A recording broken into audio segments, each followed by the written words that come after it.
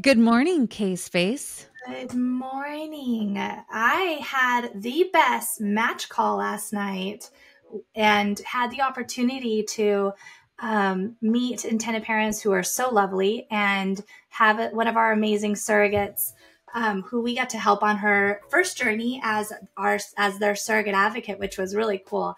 And she was sharing how excited she was to have Surrogacy as her agency this time around. And so I was just like glowing the entire time because I think she's pretty amazing, but I'm excited now we get to support her as the agency and these amazing intended parents. So yay to an official match. That's so exciting. I'm so excited for her. And I love that we're having surrogates come back around for their second journeys and there'll be third journeys too. And it's cool how much this has evolved and how much support now we're able to offer. And going back to the beginning, when we first started as surrogate advocates, I know one of the things that we really kind of focused on a lot is encouraging surrogates to get matched with intended parents who have tested embryos. And now I'm starting to get some new perspective on why that might be an overrated process. And I'm so excited to talk to Dr. Park because she has that natural way of explaining things. Oh, she's so good. It to be so clear and explain it to you like you're 5, but also not be condescending.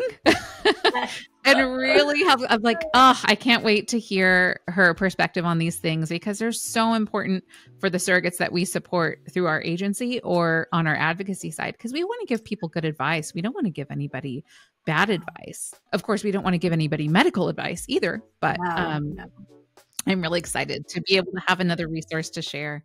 And I'm excited for any surrogates that we get to match with her intended parents because I would love to have her as my doctor. Like I did not love my Ari for my last 2 journeys. My first one I did. I thought he was great. But man, Dr. Park, she would have been such a great doctor to have as a surrogate. So I'm really excited. I know, she almost makes me want to go out of retirement if I could, but I can't, so I'm not. Nobody wants this old uterus. I should probably get rid of it, unload it. No.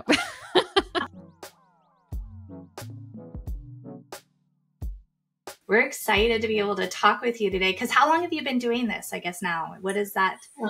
This is almost 20 years now. It's my 19th year as a fertility doctor. Yeah, a long time. Yeah. Wow. I'm sure you've seen a lot of changes over those 19 years. When I started, we never transferred one unless that's all we had. We always transferred multiple because the implantation rates were not great. And back then, we never grew to day 5. We didn't know how. We transferred on day 3. Wow. Wow. Yeah. And so we always told people fresh transfer, because our freezing techniques were not great. And we weren't sure that the embryos would survive if we froze them and then defrosted. And it's a complete 180 now. It's crazy to see the change in 20 years. When did that happen? When did you really see that shift? And how long has it been now, now that we have the ability to freeze in the way that we do and quality is changing? I would say probably it's been about a good 15 years that we've been able to go to the blastocyst stage. Yeah. And probably maybe about 12 years, I would say maybe that vitrification really became pretty standard in most people's labs. Yeah. And you are somebody that doesn't necessarily recommend testing embryos. And I think that has been a really hot topic, as Sunshine was mentioning earlier, because there has been some controversy around when would somebody test an embryo and why should they? And my understanding and knowledge in that has grown, but we're always learning. And every single day I'm like, oh, okay, that makes sense. And we picked your brain a few weeks ago and you had shared some really thoughtful insights. So I think that's what we're hoping to get from you today is to understand your stance on that and really what kind of brought you to that place of understanding. Sure. So there are different types of genetic disorders. So one is that the egg and the sperm source gets screened for different mutations of their DNA for diseases like cystic fibrosis, sickle cell trait, Tay-Sachs. So if the sperm and the egg source are both carriers for the same DNA mutation, or it could even be an autosomal dominant one, right? So maybe it's the BRCA mutation. Then you do need to biopsy the embryo for preimplantation genetic testing, but there are different types. So in this case, it would be PGT-M for monogenetic, because you're looking for specific DNA mutation. That is different from preimplantation genetic testing that most of us talk about, which is the PGT-A, A for aneuploidy, which refers to the number of chromosomes. So the egg should, in theory, have 23 chromosomes, and the sperm should, in theory, have 23 chromosomes. So when you put them together, it should be 46. And the 23rd chromosome is a sex chromosome. And that is why, if you do PGT-A, you happen to know the sex of every embryo. Okay. So PGT-A has evolved over the years, right? So 20 years ago, when I first started, we were biopsying on day 3. Right? At that time, the embryo has like 6, 7, or 8 cells, and we would take out 1 or 2 cells, which is a huge proportion of that embryo. Now, because we wait till the blastocyst stage, which is day 5 or 6, at that time, the embryo has over 100 cells, and we take out about 4 to 6 cells. So the damage rate is actually pretty negligible. It's less than 1%, because that's a common question I get asked is it going to damage the embryo? Pretty small, okay? PGT, the technology, the way it works is, so you take out these 4 to 6 cells. The problem is 4 to 6 cells is not enough to run the test. So it undergoes what's called an amplification process, where you amplify the cells. They replicate and replicate to make multiple copies of the cells. So one potential place where you can have a mistake is in the amplification process, okay? The other thing is the biopsy is taken of the outer ring of the embryo. That is called the troph ectoderm, which is a future placenta. The biopsy is actually not of the baby. The baby is the inner cell mass. The placenta inherently is known to have more abnormal cells than the inner cell mass, because a lot of it gets kicked out to the periphery. And there is this hypothesis called autocorrection, that the embryo just sort of autocorrects itself and it kicks out these abnormal cells. So what's in the inner cell mass, the future baby, really are predominantly the normal cells. So we're actually taking a biopsy from the outer ring that we know has more abnormal cells than that of the inner cell mass. So that's the other issue. Right. And then the third thing is the technology. The technology of PGT is advancing so rapidly. Okay, and it's changing so much, but no technology is 100% accurate. PGT was intended for women who are older, in whom not all, but most of the eggs may have incorrect number of chromosomes, which is why when I have a patient who's 42, I strongly encourage PGT-A, because her rate of incorrect number of chromosomes, which is aneuploidy, is quite significant. It's over 50% of the embryos tested. Wow. That is in sharp contrast to a woman who's 28 years old, in whom not all, but most of the eggs do have the correct number of chromosomes. So that's why most of those embryos, when you test them, the majority, about 3/4, should come back normal. Okay? So my recommendation for PGT-A depends on the age of the egg source. It also depends on the age of the sperm source. Like women, as men get older, their sperm has a greater tendency to have the incorrect number of chromosomes. It just is that we age at a much younger age than the men do. Okay? So when men are in their 40s or older, I do tend to tell them, look, I know you're using an egg donor, but I do think you should consider PGT-A simply because of your age. Okay? So in our clinic, we do over 500, at least 500 egg donor cycles a year.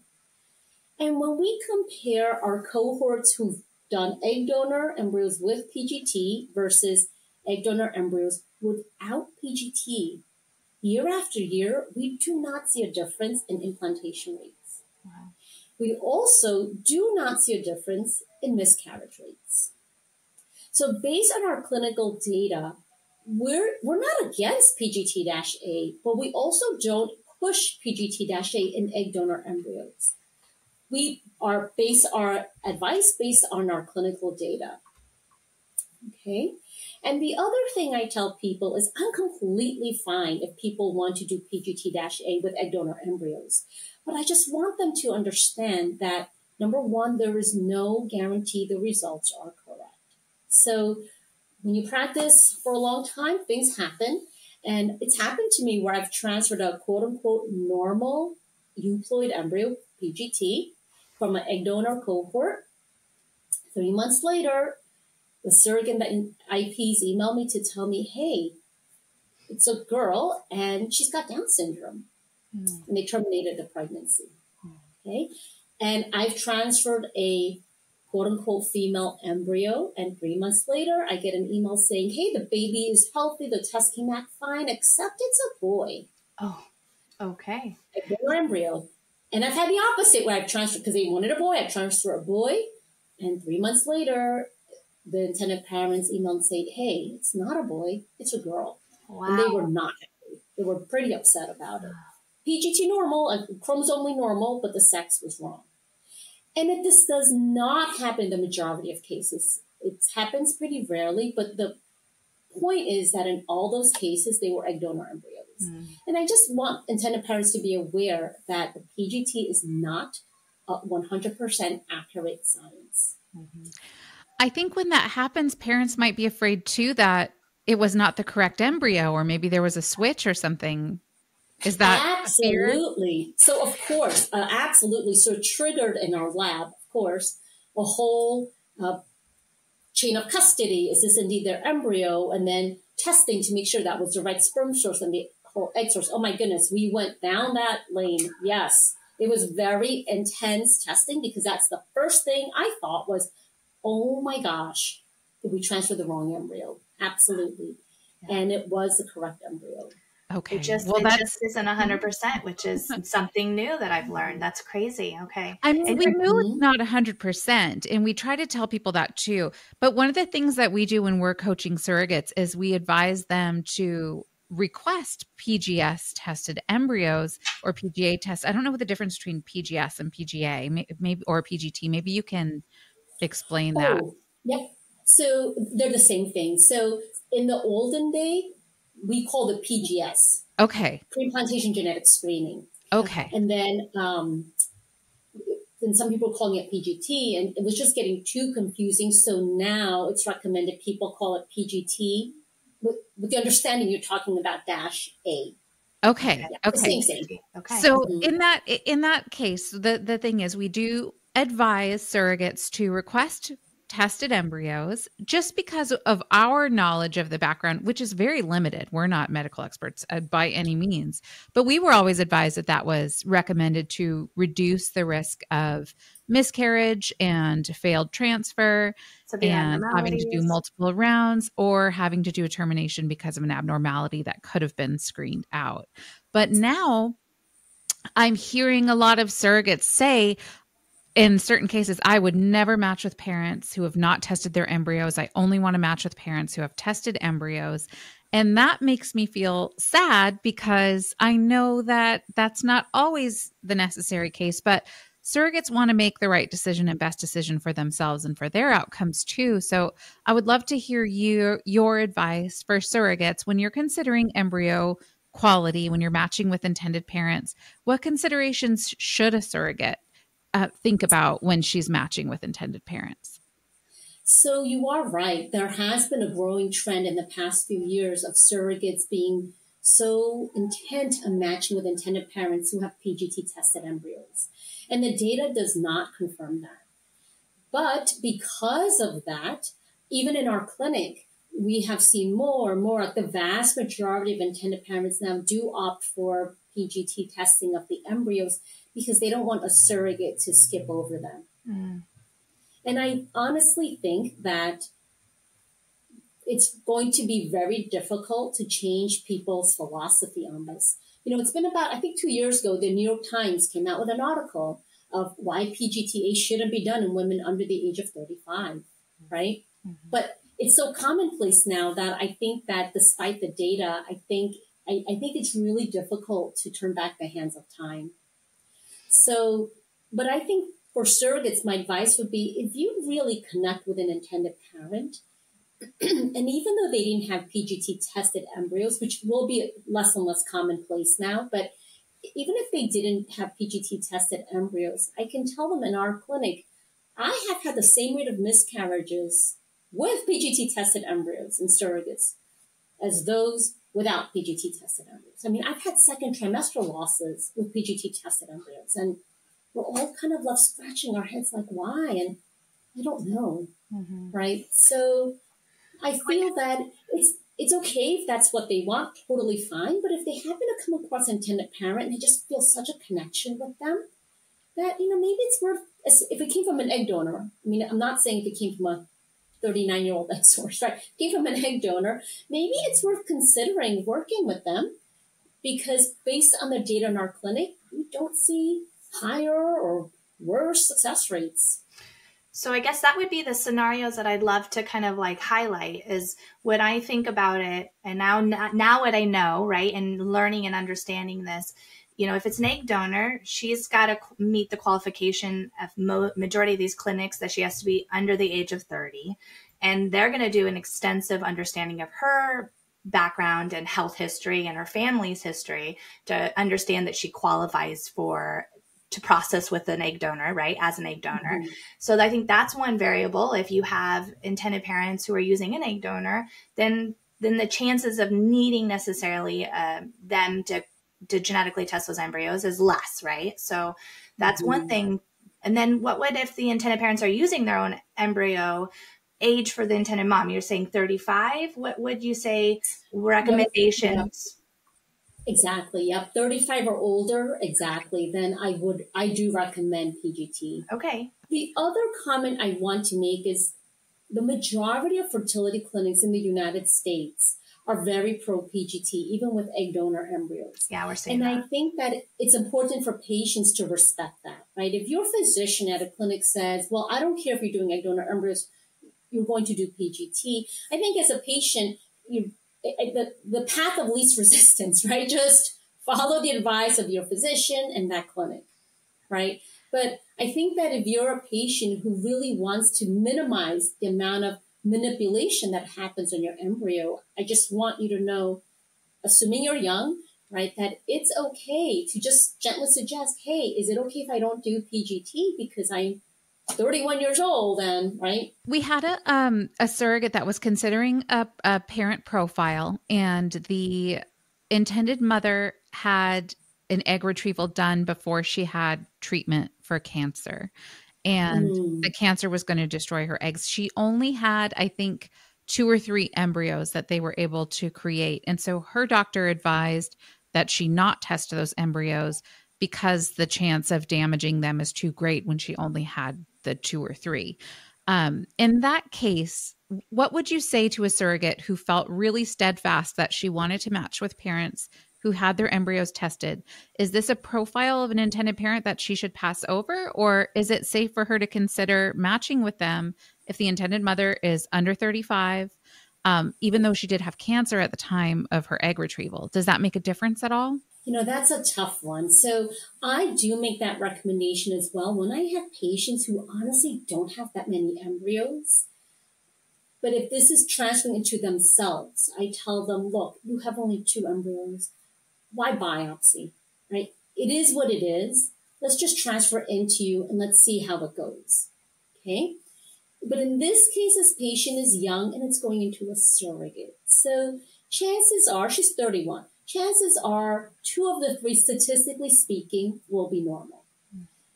The difference is it's going to a surrogate. So I would feel bad that she's investing all this time and money into a surrogate and we're putting an embryo that may or may not miscarry. But again, statistically speaking, 2 of the 3 should be normal. So I agree with the intended parent's physician that, you only have a few embryos. Just don't touch it. Most of them will be normal. Transfer to a surrogate and let's see what happens. And if you have a failed transfer, you have another embryo to try. And the chances, if the first one fails, that the next one will be successful. Is that pretty high? Yep. At that age, yeah. Yep. I mean, it's very possible that the first one, maybe that was a chromosomally abnormal one. Mm-hmm. Because it would be hard to believe that of the three, all three are abnormal, right? I mean, just statistically that at an age that young, very unlikely. Yeah. Okay. Well, that's really good to know. Has to be willing to be patient, right? Because, and it's hard for surrogates, right, to undergo that negative or that miscarriage because it really does mar their records, right? Oh, this was a surrogate who had a negative transfer. But if you step back and you look at the whole picture, it's like, well, who was the egg source, right? Was she an older person, right? So that's really not fair to blame, quote unquote, the surrogate for the negative outcome, right? So that needs to be taken into consideration. I also think typically the surrogate carries that grief of like, darn, it wasn't successful. Did I do something wrong? Could I have done something different, and that's a heavy burden too, just knowing, because you want to go in and you want to make this successful for them and their journey. What would you say, and I know the statistics kind of vary a little bit, but what would you say the statistics of it being a healthy embryo, if it was genetically tested, of that actually panning out that it's a genetically normal embryo? What's the statistic of a genetically normal embryo implanted? It's like if this embryo was genetically tested and there was an abnormality that ended up happening after they had tested the embryo and saying this embryo is perfect, and then the baby had Down syndrome, what are the statistics around the chances of that happening? Oh, the error rate. So the quoted error rate is less than 5%. Okay. All right. I knew it was low, but I wasn't sure exactly what that number was. But a lot of those tests are based on tissue samples from not necessarily egg donors, right? Like women of all ages.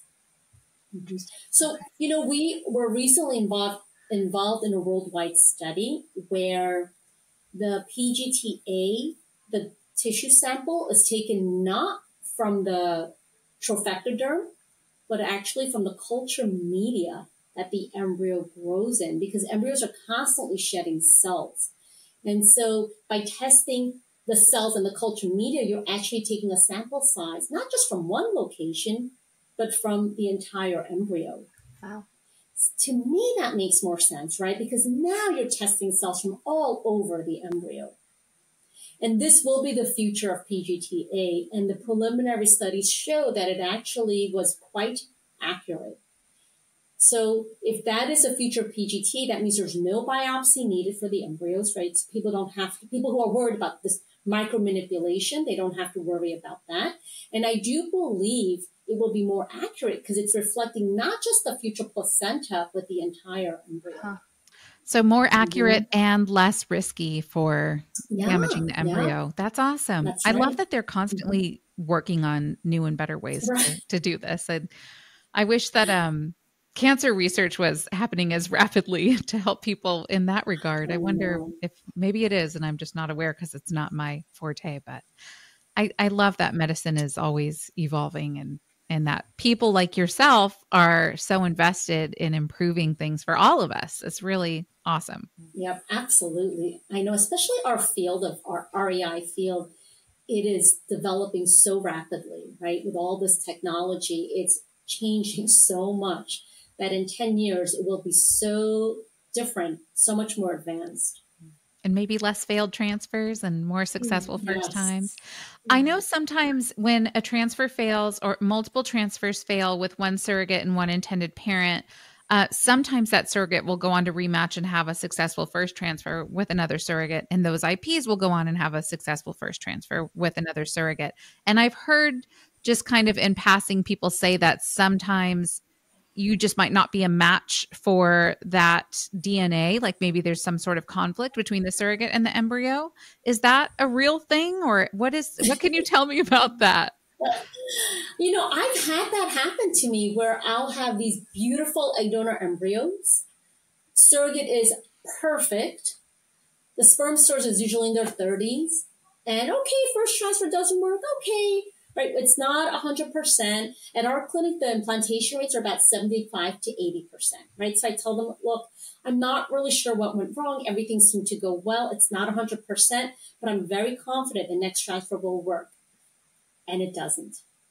So I think, oh my goodness, because that doesn't happen very often, right? So then I have a talk with the intended parent. I tell them there is nothing wrong with the surrogate. I mean, her uterus is beautiful. She's doing everything right. She's so compliant, so dedicated. And so I will change the protocol for the third transfer. And if that doesn't work, that's it, right? At that point, I tell them, okay, something isn't meshing here. And we then will advise a new surrogate.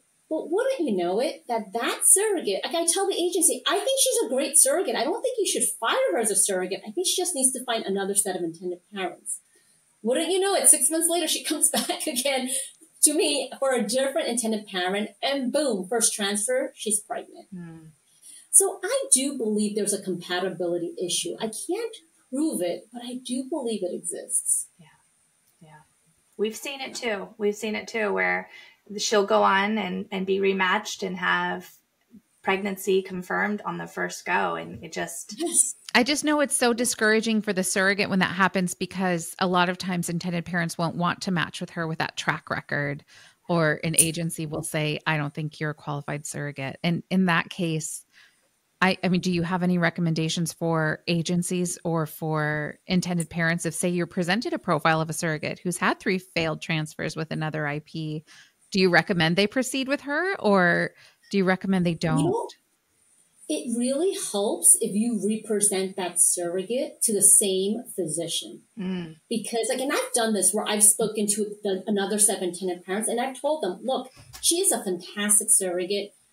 I don't know why the transfers didn't work on these embryos from these other intended parents, but I can tell you that she is a great surrogate, right? And it's usually the surrogate who's got like 3 vaginal deliveries, right? Beautiful BMI, right? There's like nothing wrong with her. And usually if the intended parents know, okay, so you are the physician, you know the surrogate, you did the other transfers, you feel confident she's a great surrogate, and you think she's worth the risk, they are willing to trust you, right? And I will tell you that in almost all those cases, it's worked fine.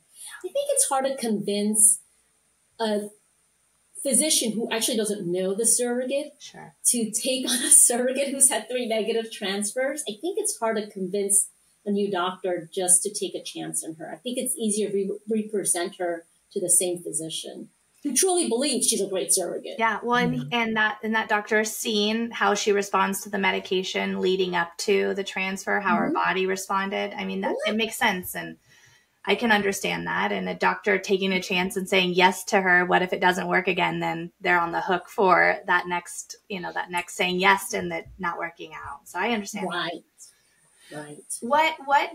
Is there anything that you recommend to the surrogate to help her prepare, to better equip herself to, move forward in this process as a surrogate? Is there any dietary things that she should change or do differently that will help her chances of having that really great uterus when it comes time for medical screening?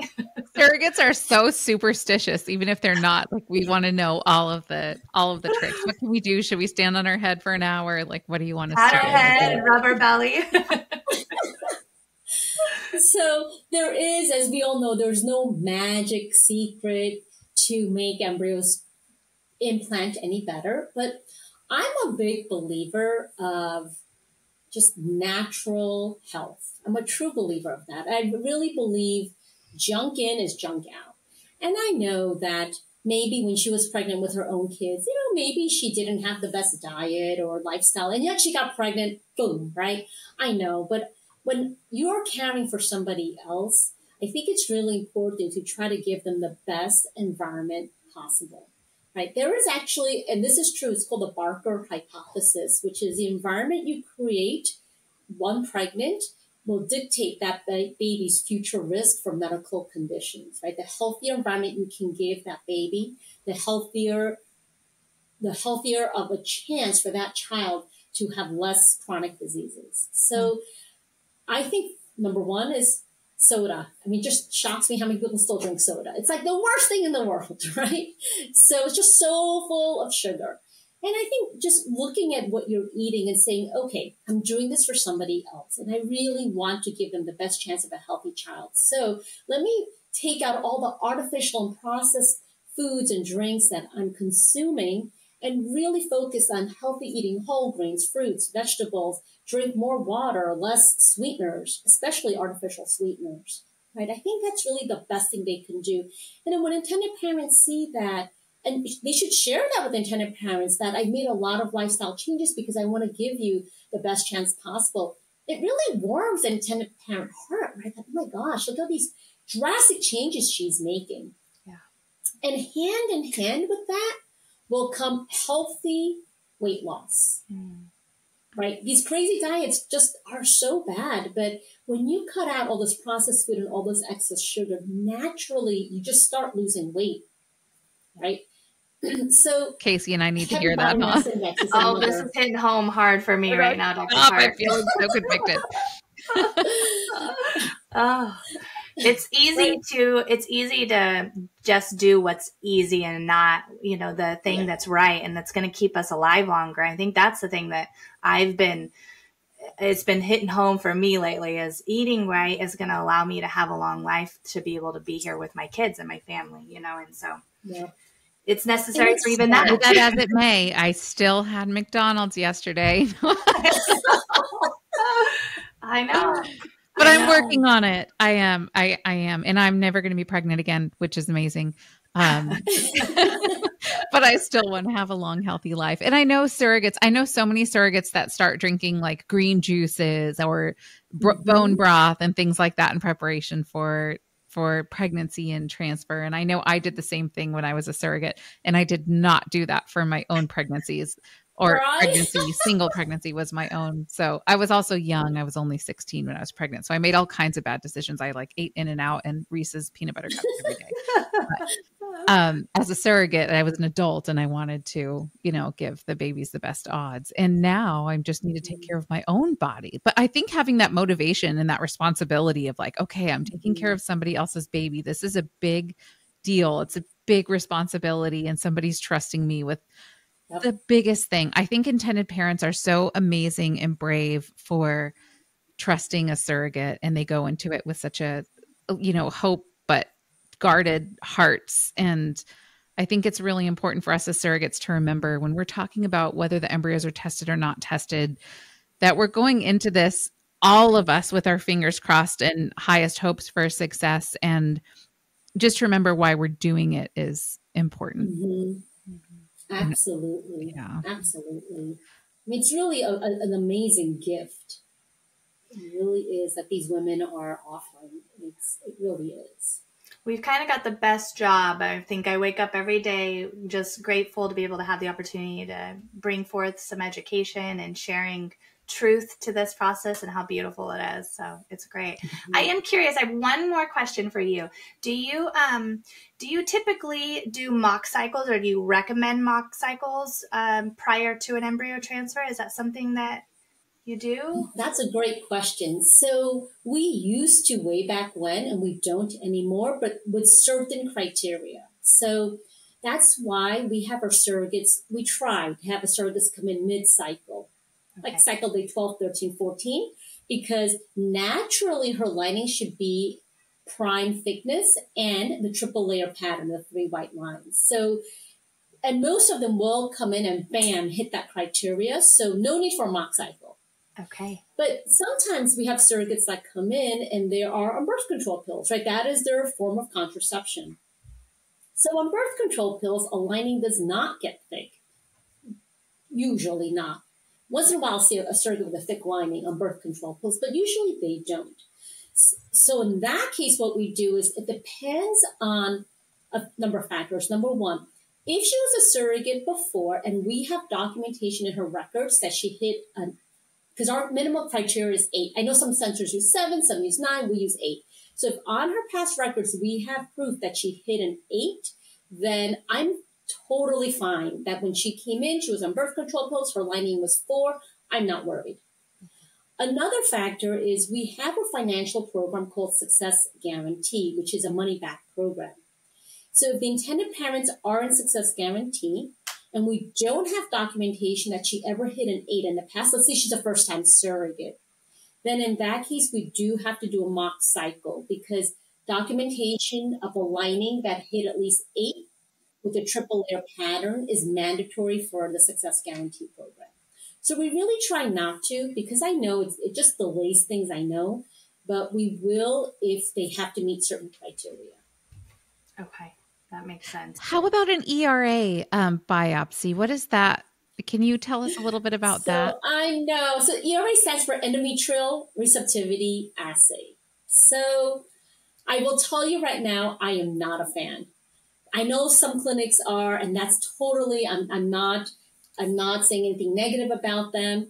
Just for me personally, I'm not a fan. And it just so happens none of the physicians here are big fans of it. So number one, I just don't think any surrogate should be doing an ERA, right? So the ERA is to help you figure out the timing. So basically you take all the medicines you're going to take for your embryo transfer, and then the day you're supposed to do your transfer, rather than doing a transfer, we do a biopsy. You send it to the ERA company, and then they look at the results, and based on the results, they tell you number of hours from the start of your progesterone as to when the transfer should be. So they tell you, oh, okay, you timed it perfectly. Oh, no, you need to push it back 8 hours. So it gives you this time. I think in theory, it's great. But a couple of things. Number one, no surrogate, in my mind, should be doing an ERA, right? Because she should have a uterus that is just perfect. Two, if you look at the data for the ERA, so the initial studies that came out were funded by the makers of the ERA. Mm. So, of course, they're going to show positive results, right? Mm-hmm. So since then, other companies have done trials of the ERA not funded by the makers, and they have shown no difference. Mm. And I will tell you that I have had patients that have come to me from other clinics that mandated ERA. And I tell them, I'm fine following the ERA. And then the patients will say to me, well, it's been a year. I just want to repeat the ERA. I say, okay. So we repeat it. And of course, it comes out to a completely different day. So this has happened to me a number of times already. So I tell them, well, now what do we do? Right? So she's like, I don't know. And I just split the difference. I don't know what to do. So I take the time and get the middle number. And that's the way we time it, which sounds so silly. So I'm not a fan of the ERA, but I will say I did have one story of a patient who, this was years ago, who, when the ERA was fairly new, who had 2 negative transfers, and she had a couple of issues. She had fibroids in her uterus, etc., and she had 1 embryo left. And she said, I really want to do the ERA. I said, okay. And it came out to transferring on uterus day 7, which nobody does. And we did it, and sure enough, she got pregnant. She has her daughter. Okay. Right? So initially, I was like, wow, I think there's something to this ERA. But the data has shown it's not. So I'm not against it. If a patient requests it, I will fully support her request. But I'm not one of those people that really pushes it or mandates it. And is it very costly for intended parents to do that? Does it add a large expense? Yeah, so we charge $850 for it, which is not chump change, right? In this process, every penny counts, right? So, Yeah. If a surrogate is on birth control outside of an IUD, because I know that the recommendation is that IUD be removed and she have at least a minimum of, I see some clinics say 3 cycles, some say 2, but if she's on a birth control pill, do you recommend that if she's a first-time surrogate, so we don't have a track record of her lining getting thicker, is there any expectation or for you or your clinic to have her come off of that for a period of time, have a few cycles? Is any desired from the side? Yeah, most people bounce back pretty fast from birth control pills. Okay. So we're fine if they're on it, and then we just, boom, put them right into the treatment. Okay. Yeah. Going off of it and having a few cycles would probably increase the risk that they're going to become pregnant on their own. Good point, yes. What is your time frame that you request for somebody who has an IUD in? Yeah, we wait for at least 2 cycles. Okay. Okay. Before medical screening? Correct. Okay. Right. Okay. Good to know. Because we don't want to go down the road of a mock cycle, right? Like we're just trying not to incur more costs, Sure. right? So we'd rather wait the 2 months before they come in for medical screening. Yeah. Okay. Good to know. This is I just want to pick your brain on so many things. There's one more thing that came up today that I want to ask you. Totally unrelated to embryo testing, but a lot of surrogates that we have that are over 35 are going in to see their OB, and their OB is telling them that they are high risk because they are of advanced maternal age. And I was of the mind that because it's not our eggs that shouldn't matter. But is there something to that? Are we higher risk if we're over 35 as a surrogate? And so shame on them for saying that to us, right? Don't call me geriatric. Gosh. So they do call it geriatric pregnancy, which is a terrible, terrible name, right? It's so cruel. So mean.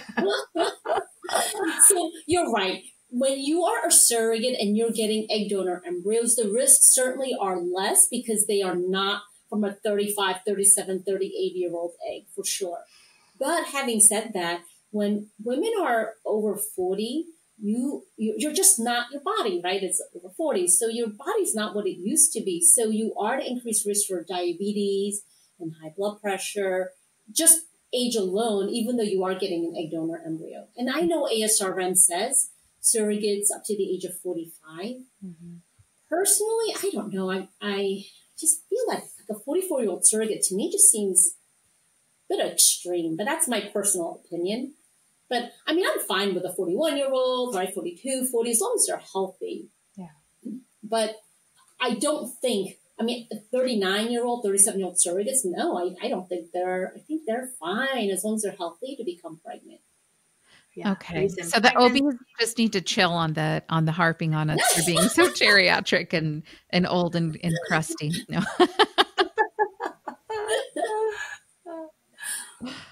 Okay. Thank you for answering that question. It came up this morning and I was like, I want to talk to an OB about this, but you would know probably just as much. So you probably spend some time in that field too, I would guess, as a RE. Yep.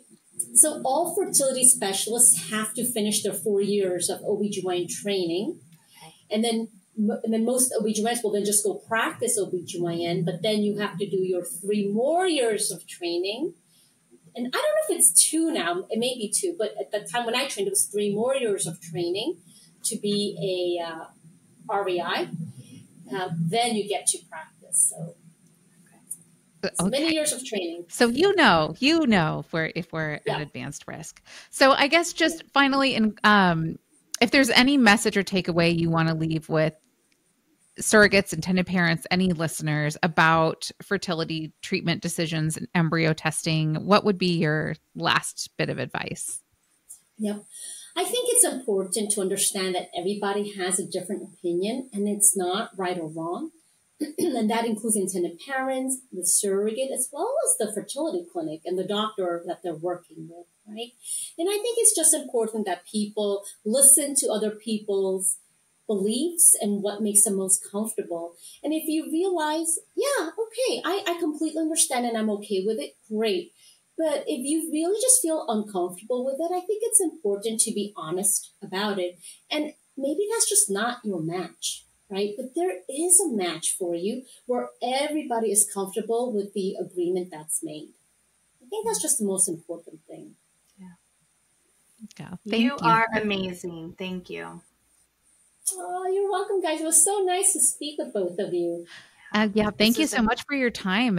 We really appreciate it. And this is so enlightening. You are welcome. I hope you guys have a fantastic day. You too. Thank you very much. Bye, Dr. Park. Bye, guys.